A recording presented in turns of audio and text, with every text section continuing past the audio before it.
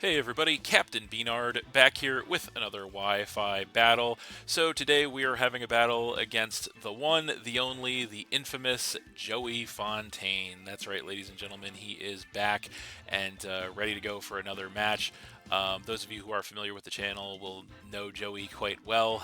He is probably our most storied rival, I would say, here in Pokemon Wi-Fi battles on YouTube. We've battled countless times over the years on various games and generations. I think this is actually going to end up being our 10th match here on Scarlet and Violet, which is pretty crazy. Sounds like a lot until you realize this game has been out for like over 3 years now. So anyway, let's go ahead and get the match on its way here. He always brings some powerhouse teams to battle, and so yeah, it looks like this one will be no exception.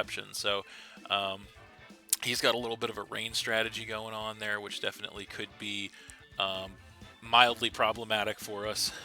We do have a little bit of a, not really a sand strategy, but we do have sand to erase the rain, so that may bode well for us. So what do we want to lead with here is the question.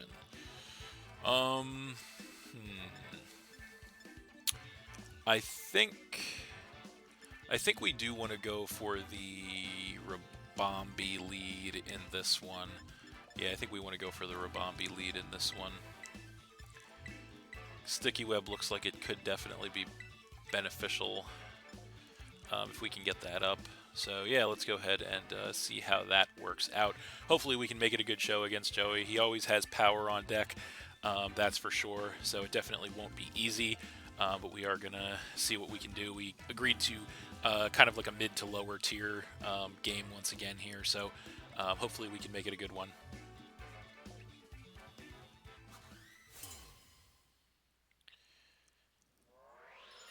Alright, so there he is, and he is going to lead with the Barraskewda right away, as we led with the Rabombi. So this thing will obviously outspeed us even without the rain. Barraskewda is one of the fastest Pokemon in the game.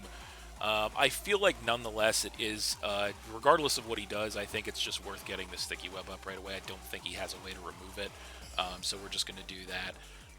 As he does go for a flip turn, is going to do massive damage, going to knock us all the way down to the Focus Sash, of course, but we do survive because of it, so that is probably going to be choice banned if I had to guess, because that is just so much damage. I mean, Rabombi doesn't have the best defenses, of course, but I would imagine it's probably Swift Swim choice banned. So now he's going to go ahead and come in with the Heracross, which could very well be Scarf, as we go for the Sticky Web to get that entry hazard up, which is nice.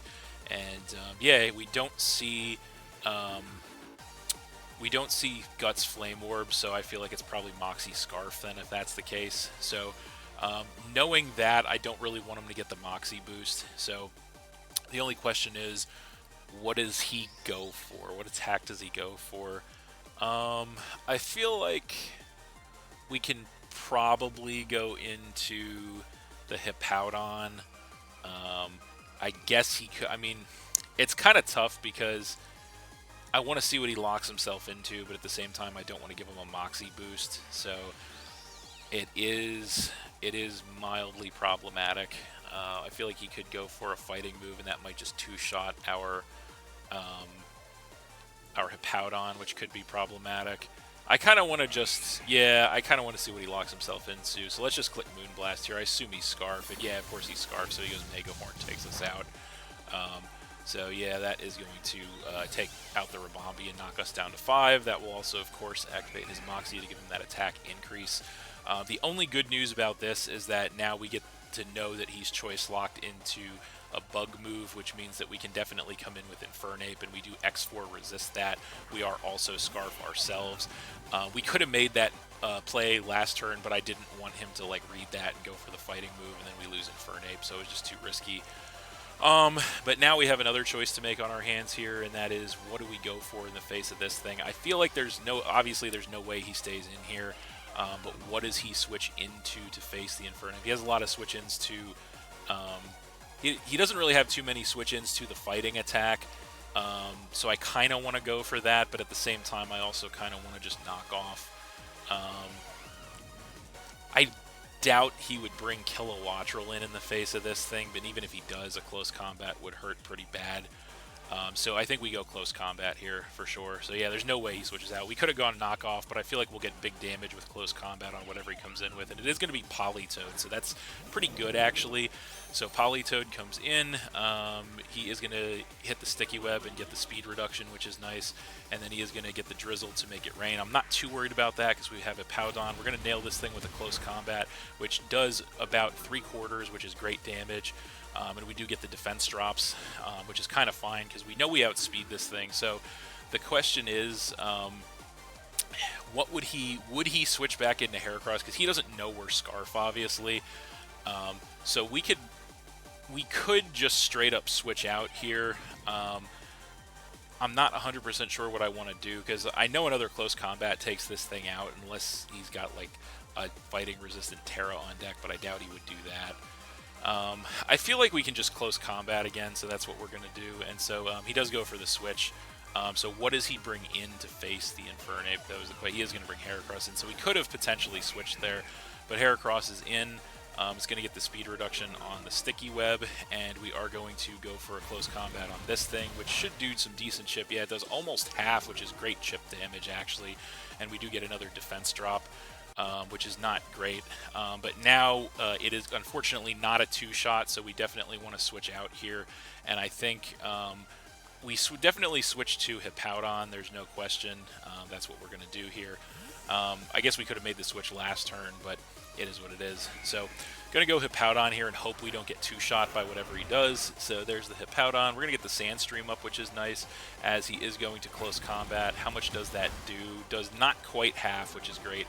He is going to take the defense drops, and he's going to take some nice Rocky Helmet chip there, and he is also going to take some Sand chip too, which is nice. So I don't expect him to go for a close combat again here. I expect him to switch. So knowing he's probably going to switch, I kind of want to just... It's a tough call because I want to keep Hippowdon healthy, so I kind of want to slack off, but I also kind of want to get Stealth Rock up. So this is kind of a tough decision here. What do we go for? I feel like the Stealth Rock will be more beneficial, so we're going to do that. So he actually does close combat us again, hoping for like a high roll or something. So that is crazy. He's going to take another round of defense drops and helmet damage, of course, as well. And so I guess we should have slacked off there, which is not great, but it is what it is. We do get the Stealth Rock up, which hopefully will pay some dividends in the late game. So he does take some sand damage, which he does survive, which is unfortunate. We cannot take another shot from this thing.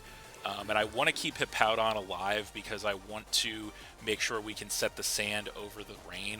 So I think our play here is to switch into the Reuniclus. We know he resists the fighting move, and he is going to try to finish this off with a close combat again, get rid of our Weather Setter, but we're not going to allow that. We're going to go ahead and switch in with the Reuniclus as he does close combat again, because he has to, he's choice locked, and so that doesn't do too much damage. It does drop his defenses even further, and then he is going to take some Sand Chip, which I believe he does survive actually, but it doesn't actually matter because thanks to the Stealth Rock being up and him having no way to remove it, the next switch in will take him out on the Stealth Rock damage. So knowing that, he could just stay in and try to chip us more, so I think I'm actually going to click Recover here as he does actually just close combat. I kind of figured he would to get more chips. So he chips us down below half, takes another round of defense drops there as we are going to recover that damage off, which is nice. So that's going to go ahead and put us back up to almost full, which is great, and I'm hoping this round of sand damage takes him out, and indeed it does. So Heracross is down, which is great. That is going to knock him down to 5 Pokemon. So not too bad for us at this point. We'll have to see what he wants to come in with to face the Reuniclus, but I think we did definitely play that exchange right, which is good. So we'll see what he wants to come in with. It is going to be the Barraskewda. So that thing is in. It is going to get the speed reduction on the Sticky Web, which is nice, and it is going to take Stealth Rock damage, which is also nice. So we have a little bit of a choice to make here because obviously this thing could be packing a Dark move. So the question is, would he go for it or not, or would he just flip turn out is the question. And I'm not 100% sure what he is going to want to do here. I feel like Obviously, we could go Terra Fighting here, which might not be a terrible play, honestly. We could alternatively, because I feel like we have to take the opportunity that he might have go for the Dark Attack. I think we're going to go Terra Fighting and try to hit this thing super hard with a Psychic. I think that's what we're going to do here. Yep, let's do it. So we're going to do that because I'm hoping that he goes for a Dark Attack, we take it well, and then potentially KO this thing with a Psychic. Because Barraskewda is just such a threat, I want to take the opportunity to potentially take it out now before it can do any further damage. So he does indeed go for a Crunch, so that's fine. It does minimal damage to us. We do go for the Psychic Return. It's match special attack, Life Orb boosted, is enough to go ahead and destroy that Barraskewda, which is amazing, and that will knock him down to 4 Pokemon as the Sandstorm is going to go away. So Reuniclus putting in some great work here, which is amazing. So now he's going to go ahead and come in with Jirachi, and so he is going to, of course, get the speed reduction on the Sticky Web, and then, of course, take the Stealth Rock chip damage. And so we're obviously in position to get hit hard with a Psychic attack at this point. So I feel like our best play here is to come in with our Honchkrow. So we're going to do that. He could predict this and go for something else, but we can't risk Reuniclus like that. It is a powerhouse Pokemon, so we don't want to risk getting hit with a Psychic move. So we'll come in with the Honchkrow here as he does Meteor Mash, predicting the switch, but he actually misses, so that is super unfortunate for him. Did make the right prediction, but ended up missing. So right now the Sucker Punch is really obvious, but I don't feel like there's any reason to go for it. I feel like we either could Night Slash or U-turn in this situation. I don't really feel like if he stays in, he's probably going to Terra, I would say. So I think our best play is actually just a U-turn, so that's what we're going to do. He does actually stay in Meteor Mash, does do a lot of damage to us, taking us below half, and he does get the attack raise as well, which is unfortunate. We go for the U-turn, which will get some nice chip damage and get us the switch as well. So off of that, I think our definite choice here is to come in with the Infernape, so that's exactly what we're going to do. I wonder if this thing's choice too. That would be pretty interesting if it was.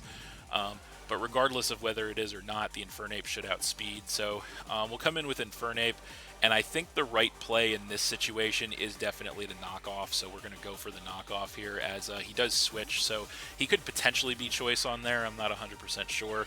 But he is going to switch into Politoed here, which will end up being a sack switch as that thing comes in. It does get the speed reduction on the Sticky Web, and then it will also take the Stealth Rock, which it will survive. It is also going to get the Rain back up as we are going to knock off, which will certainly be more than enough to finish that thing off and knock him down to, I believe that's 3 Pokemon, so that is pretty amazing. And of course he had Damp Rock, as they normally do. So now that his Rain Setter is gone, that's pretty cool. Kilowattrel is going to come in, and he does take the Stealth Rock, and I feel like, so he's got the Kilowattrel, the Jirachi, and the Porygon Z left. He has not used his Terra to this point. I feel like our best option here is probably just to switch in with the Hippowdon as fodder to reset the sand, and also yeah, just as a sack switch, because we're not going to get an opportunity to heal off with Hippowdon anyway, so we might as well just make that sack switch, get Infernape out of there, you know, reset what we're locked into with the Choice Scarf. So we'll come in with the Hippowdon and get the Sandstream to erase that rain, which is great. He does go for the Hurricane, and he does connect, which is unfortunate. It goes down to 70% accuracy. It does finish the Hippowdon off and knock him down, or knock us down, I should say, to 4 Pokemon. He also does take some Sand Chip. So in this situation, I feel like our best play is to come in with the Lantern, so that's exactly what we're going to do.